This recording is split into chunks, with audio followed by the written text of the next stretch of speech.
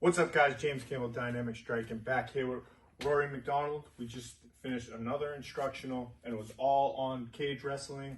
But you know, we worked in some striking, some chokes with jiu-jitsu, obviously the wrestling. So we can use this, all the guys on all the sites: Dynamic Striking, BJJ Fanatics, Fanatic Wrestling, etc. But I felt like everything that you put me in kind of depended on how I reacted. Like, you had a move, but then there was a counter move, and it just kept going back and forth. It was almost like a chess match off the cage. Right. Yeah. It was so a lot. You know, wrestling is a very dynamic thing. So things are always changing. His head positioning is changing, levels, angles, and it's constantly moving. So we have to have solutions on the go to be able to chain things together.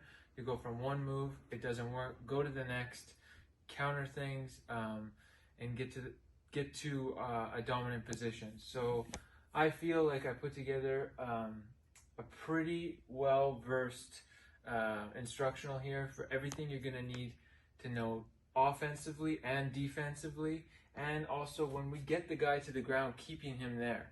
So that could be one of the most frustrating things. We work so hard to get the guy down, and nowadays in MMA, they're getting to their knees and standing right back up. Yeah. There was one unique one that we did off the cage where I'm kind of using the cage to my advantage.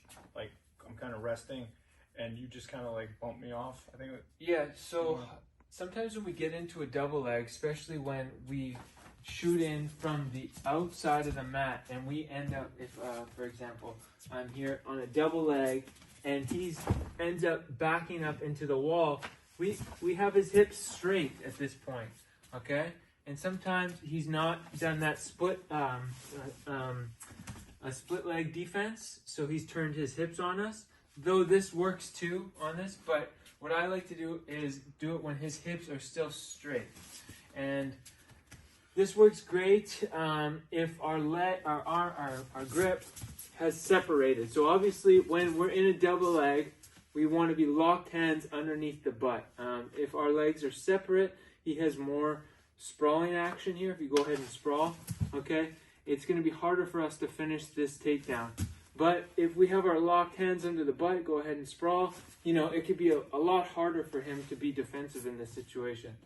But this is a good solution if our hands have broken apart and we've met him on the cage. We're going to use it as a spring to get him on the ground. So we have pressure into him on the cage, and we have our legs between his, and we're putting a lot of pressure with this leg here on the mat. Our hands are behind his knees, and we have good posture here with our neck. We're going to release the pressure, bounce him off, and as we do, we yank the carpet from underneath of him, pulling his knees under, and then placing our center of gravity over top of him, placing him into this hole that we drag him into. So we're here, and we bump. And now we put you in this position here where we can start hitting in MMA or getting control in jiu-jitsu matches or in self-defense situations. Yeah, and a lot of them are like quick. You know, like, it's not expected. You know, that's whip flash waiting to happen on a lot of these techniques. But guys, go to Dynamic Striking, BJJ Fanatics. Rory has, I think this is his 5th instructional. So go check out his instructionals there. This one should be out by the end of the month. Keep your hands up, guys.